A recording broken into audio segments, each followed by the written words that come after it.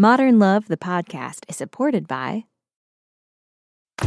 Produced by the iLab at WBUR, Boston.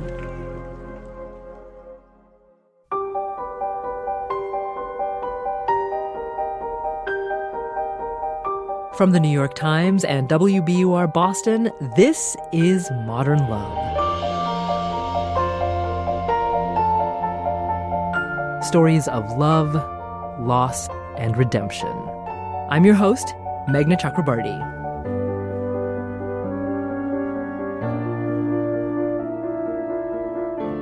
Here's a scene that might be familiar to a lot of divorced parents. You're on the phone with your child, you're desperate to connect, and one way or another, it feels like you keep missing each other. Tim Elhajj writes about that feeling in his piece, As a Father, I Was Hardly a Perfect Fit. It's read by John C. Reilly, who stars in the new film, The Sisters Brothers. During our weekly telephone call, my 10-year-old son told me he wanted a Yankees cap. Not just any Yankees cap. It had to be a fitted cap. Fitted caps don't have the plastic adjuster on the back, he told me. All the pro players wear them. Although fitted caps cost only about $30 or $35, I didn't think I could afford one. I lived alone in a small apartment in the Bronx, nearly 200 miles from my son and my ex-wife, who remained in the Pennsylvania town where I had spent most of my life. I was barely getting by in a variety of part-time jobs while putting myself through school. Besides, we had just been through the financial double whammy of Christmas and his birthday. I was about to tell him as much, but then I heard his mother in the background, and she sounded irritated. "Don't ask him for that." Her voice was muffled, and I knew my son was holding the phone to his chest. The way she stressed the word him irritated me. Why not ask me? "Your head's still growing," I heard her say. "What a waste." I realized she probably couldn't afford the cap either. This awareness brought me to my feet.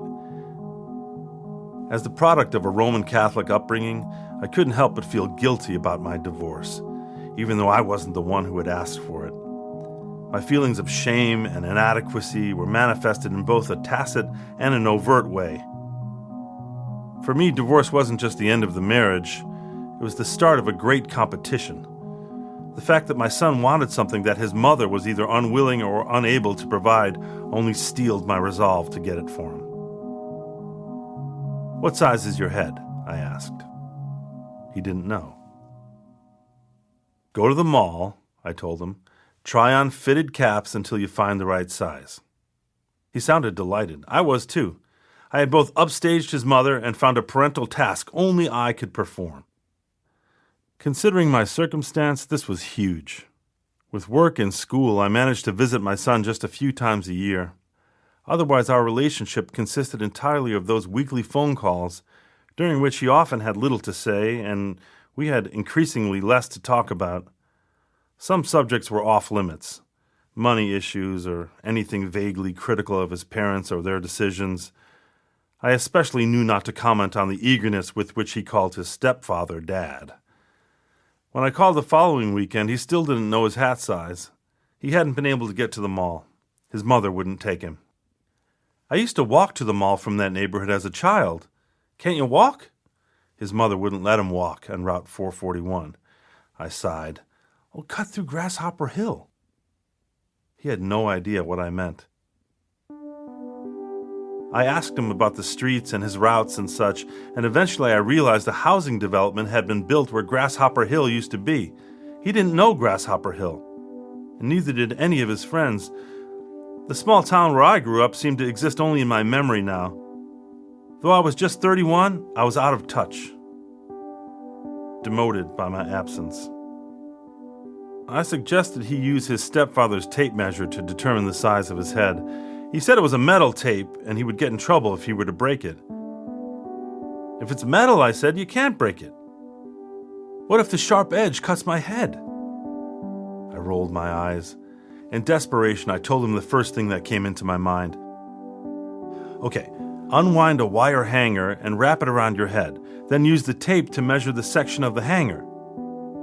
As soon as I said it, I knew how absurd it was. That sounds even more dangerous than just using the metal tape, he said. And anyway, I can't be unwinding Mom's hangers. Are you trying to get me in trouble? Every week I came to dread asking him the size of his head, but I couldn't let it go. After so many years of missed birthday parties and unattended Little League games, the struggle to determine the size of his head seemed like my one slim shot at redemption.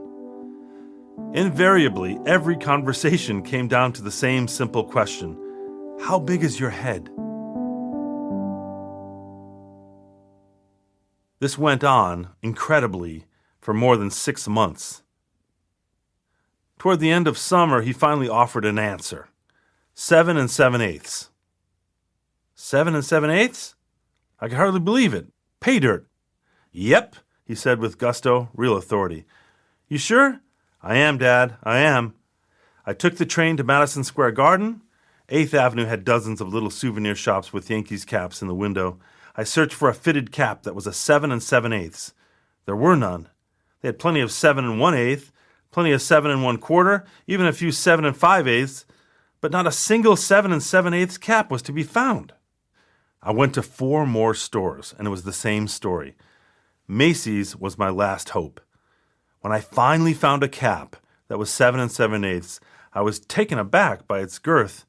It looked as if it would fit a jack-o'-lantern. How could a 10-year-old have a head this big? At Macy's, the cap was $40, almost 20% more than the little stores by the garden. But the poor child had already been cheated by circumstances beyond his control. All he needed to be happy was a size 7 7/8 Yankees cap. I laid my money down.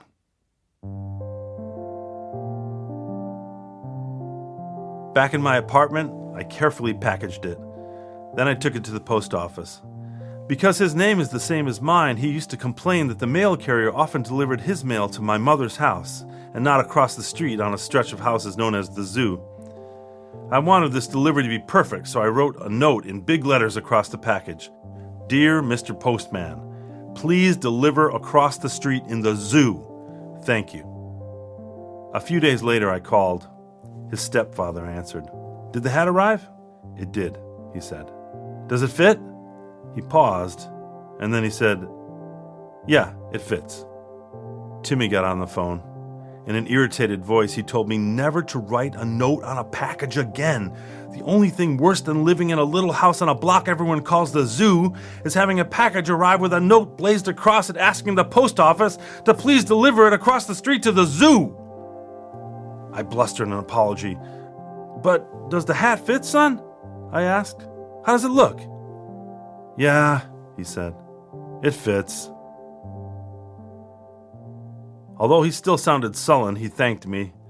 We talked a little more, and then the phone was passed to his mother. She asked if I had sent the child support, and I said, oh yes, the check is in the mail. And it was. I asked her if the hat fit, and she laughed. Yep, it fits. After hanging up, I couldn't figure out why I didn't feel more heroic. Months passed. Years. The cap was long forgotten, at least by me. Eventually, my little apartment in the Bronx gave way to a little house in the suburbs, a new wife, and 2 small children. Before I knew it, Timmy was 20. And over the 4th of July weekend, the 5 of us got together for a trip to Manhattan. Despite all my years in New York, this was Timmy's first time in the big city. In Times Square, he wanted to buy himself a Yankees cap. With a playful look in his eye, he asked me if I remembered the time I sent him that fitted cap. Of course. Well, there's more to the story, he said, but I'm not sure I should even tell you. I urged him to tell me. How bad could it be? He said he had guessed the size of his head that day, and his estimate had come in a little high.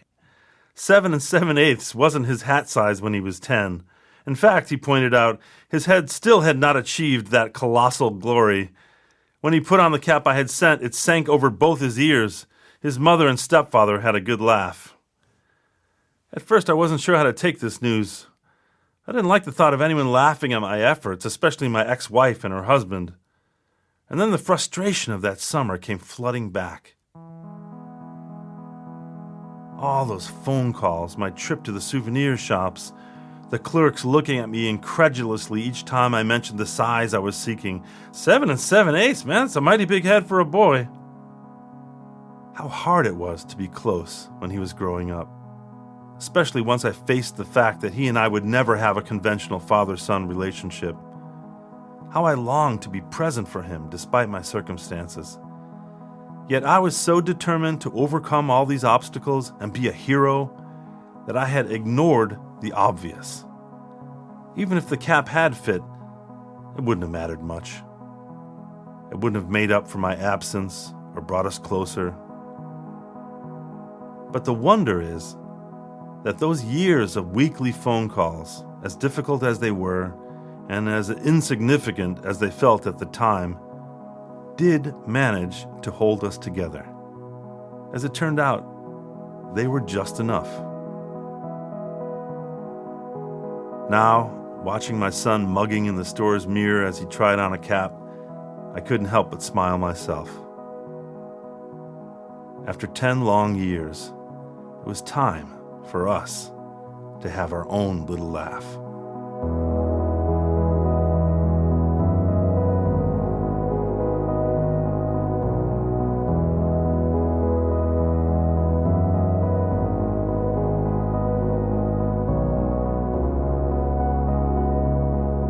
That's John C. Reilly reading Tim Elhajj's piece, As a Father, I Was Hardly a Perfect Fit.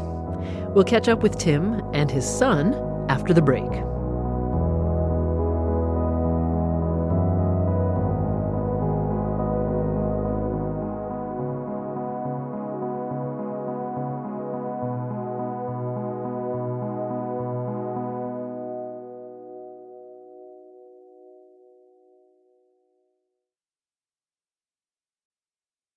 What's up, Pop? Hey, how's it going, man? Nothing. This is awesome, man. That's Tim Elhajj and his son, also named Tim, talking to each other from opposite coasts. Tim Sr. lives in Seattle these days, and his son lives on a military base in Massachusetts. Tim Jr. says that he was at a law enforcement training center when his dad called to tell him that this piece had been published in Modern Love, and he went to a Starbucks to read the essay for the first time. I remember it taking me like 20 minutes to find that section, and then when I read it, I was blown away by it. And I cried. You know, I'm in a federal law enforcement training center. I'm this big tough guy. Here I am, 240 pounds, and I'm crying. I'm weeping in the Starbucks. I was just telling people that I had, allergies were pretty bad down here for me. So I remember exactly where I was, and I was blown away by the piece. Tim Sr. says that he wrote this piece about the time he was trying to figure out how to be present in his son's life, even from a distance. I just wanted to connect and never really felt like I was doing a really great job of it, and just, wanting to be there and just like sort of feeling like an outsider, and just sort of like trying to figure out like how to be the best outsider I could be. It's just really hard.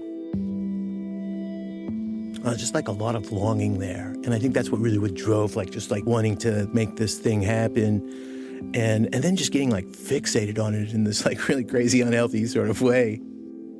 We asked Tim Jr. what he remembers about those phone calls when his dad kept asking about the size of his head. He's calling me in the months of the summertime, and I grew up with so many kids, and I was a very active kid. My mom yelling at me, "Your dad's on the phone, come in the house." And I get in there, and just to remember that, I didn't get the hat size again. And I know he's going to ask me. I just remember that build up for that summer, and I'm sure it was uncomfortable for him. And that's what eventually led me to 7 7/8 for a hat size, which really should have been 7 1/8 with the fitted hats that I have nowadays. As an adult head, yeah. Yeah. Yeah, that was so crazy. I remember, just telling myself, don't ask about the hat, don't ask about the hat, and just not being able to resist. And it's more about me sort of torturing my son to get this thing done. Tim Jr. says that on that trip to New York years later, the family ended up in a store where he found a 7 7/8 hat. There was one like on the very top shelf, and I pulled it down and I put it on, and it went down to my nose. That's how big it was, and that was me as a 20-year-old. He got me that when I was 10, and we had a laugh. We had a laugh. But when Tim Jr. talks about what this essay means to him, he gets a little more serious. I love him, and I've been up and down with my emotions towards my father. And there's one thing that he always offers me. He's always been consistent since I was young. I cannot talk to him for 6-7 months and pick up the phone and call him, and it's like we didn't skip a beat. It speaks to that. And Tim Sr. says that although he's had to work through the guilt of being away for much of his son's life, he takes a huge amount of pride in the man his son has become. He started this really beautiful, gorgeous family. I go to him for his perspective. He's just a heck of a father and a heck of a man, and I'm just so, so proud of him. I just admire you so much, son, and just thank you so much for coming and showing up for me, and I really, really appreciate it. I love you a ton, man. I really appreciate you always being there for me when I need you. So thank you.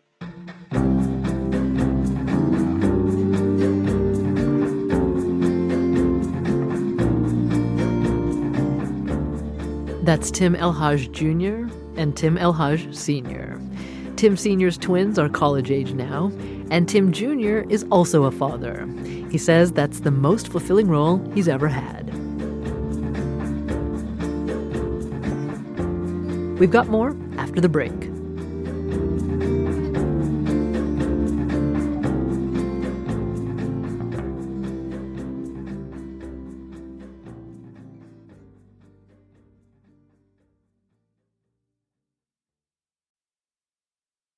Here's Daniel Jones, editor of the Modern Love column for the New York Times.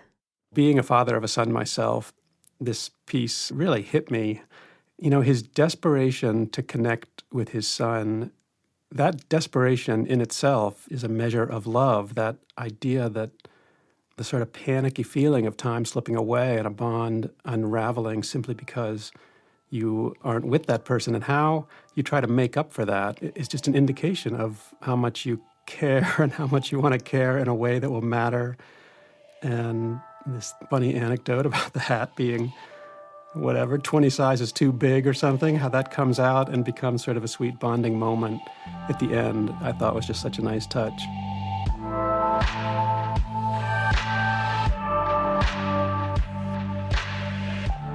John C. Reilly says he chose this piece because it resonates with the themes of his new movie, The Sisters Brothers. A lot of it is about recognizing the frailty in men despite their kind of macho appearance or whatever. It's a movie about recognizing the fact that all human beings are sensitive. So this one definitely seemed in line with that.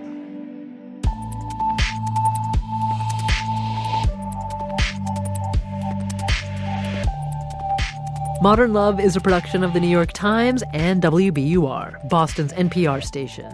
It's produced, directed, and edited by Jessica Alpert, Caitlin O'Keefe, and John Perotti. Original scoring and sound design by Matt Reed. The idea for the Modern Love podcast was conceived by Lisa Tobin. Iris Adler is our executive producer. Daniel Jones is the editor of Modern Love for the New York Times and advisor to the show. Music for the podcast, courtesy of APM. I'm Meghna Chakrabarty. See you next week.